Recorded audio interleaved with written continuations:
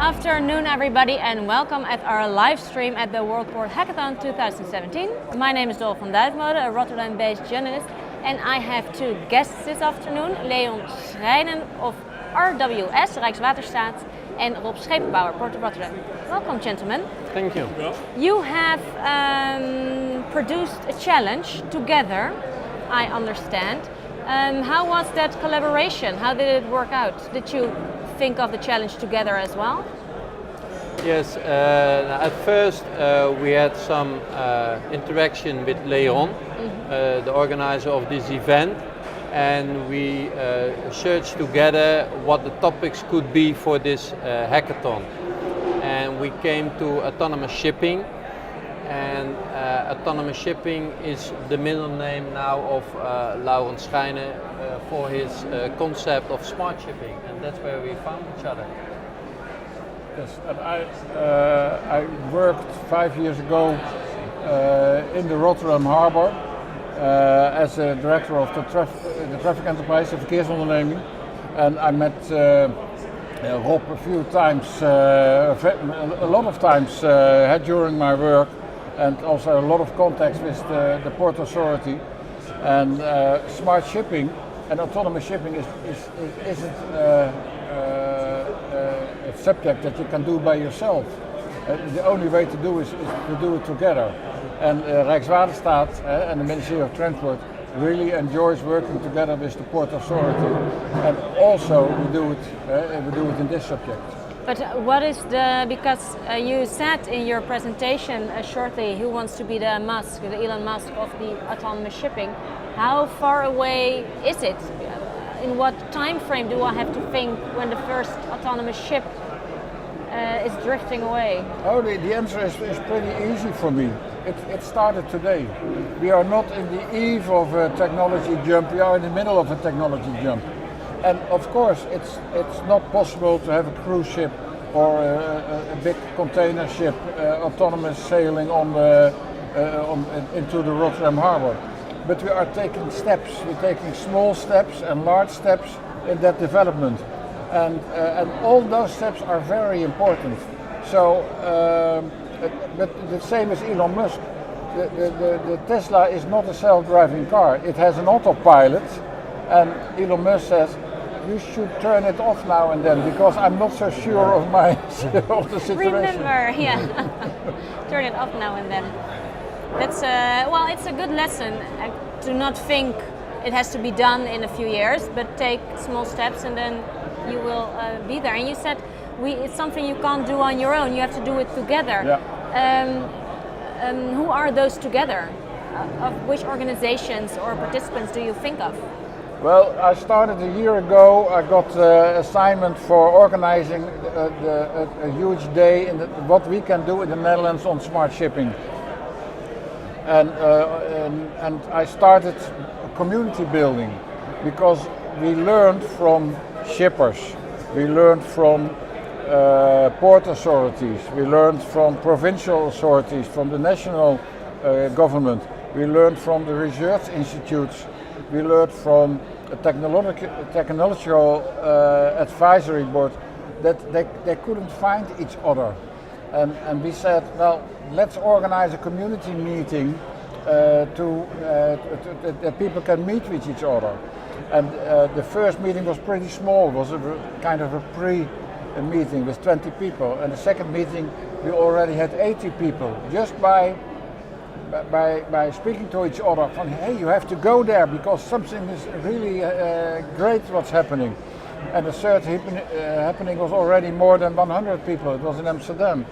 And we expect by the end of November that we have a huge group of people from the entrepreneurs and from the research institutes and from the authorities.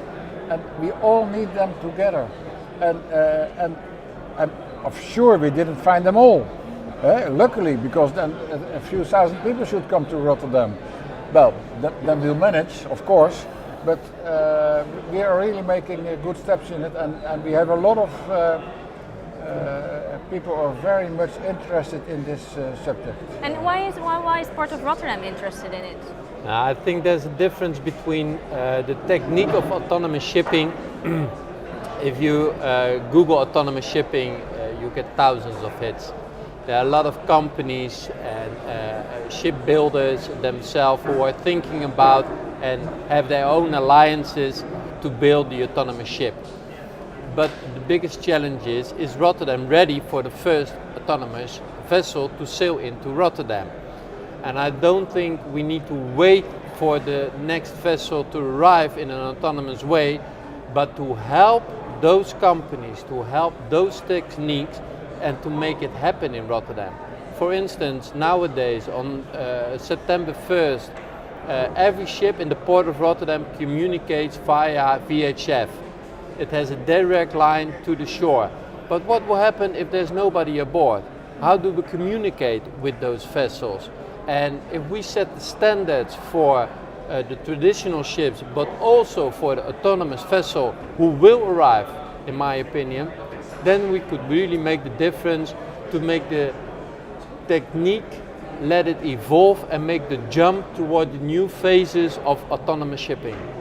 And that's another way of thinking. Is it another way of thinking for the Port of Rotterdam than a few years ago? But because now you're really pushing the innovation.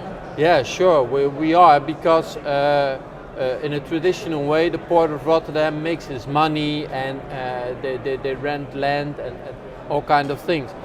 But we see that in a disruptive way, the best things we did yesterday won't be the best things to do tomorrow. The soup of grandma won't be the best soup next week.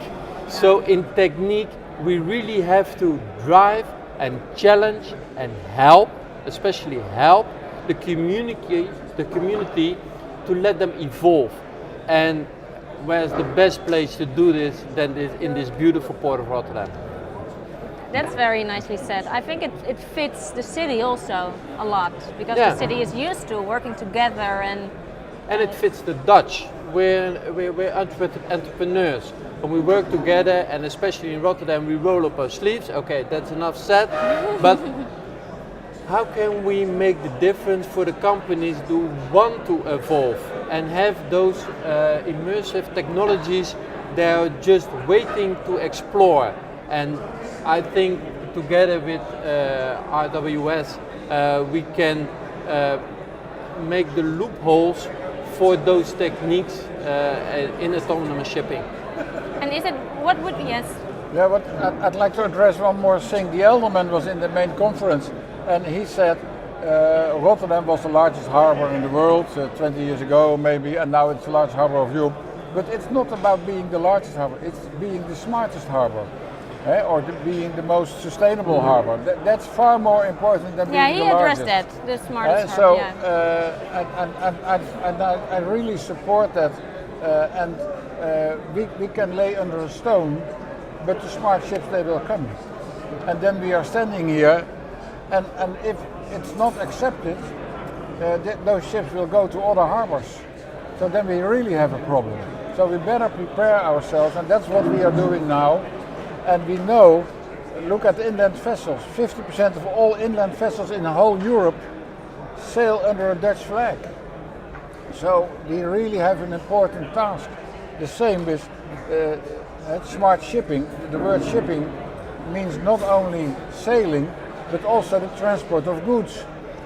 What I learned last year is that we can make still very big steps in smarter transport of goods, smarter data handling of what's going on with goods, and we are, of course, we are working on it with many groups, with Portbase and Ecologic and whatever, but it's not yet solved, and it's maybe a political will to pass the threshold and to really do it, and that's what we really want to help.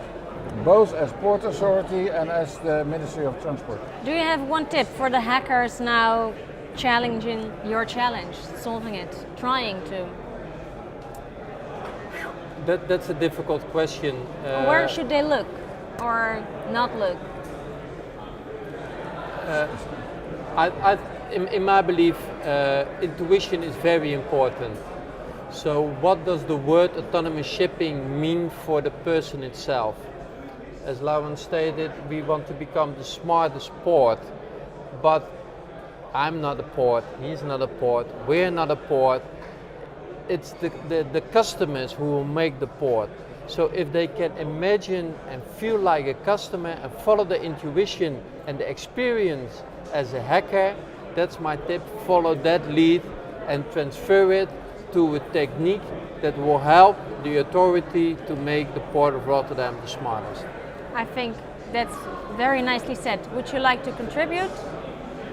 What I said is look at other disciplines, look what's happening with cars, but maybe also in biology, what animals are doing. Look at how spiders or mieren, ants are moving under the ground, and that also looks quite autonomous what they are doing. So learn from other disciplines and help us to make other nice small steps, because we still have a lot of people who don't believe that it will happen. And I think stop dreaming. It will stop dreaming, but still use your imagination. Use your I think that's the biggest tip you could get. Yes. Thank you very much, gentlemen. Our Thank you, pleasure. Dore. Use your imagination, and see you in a bit.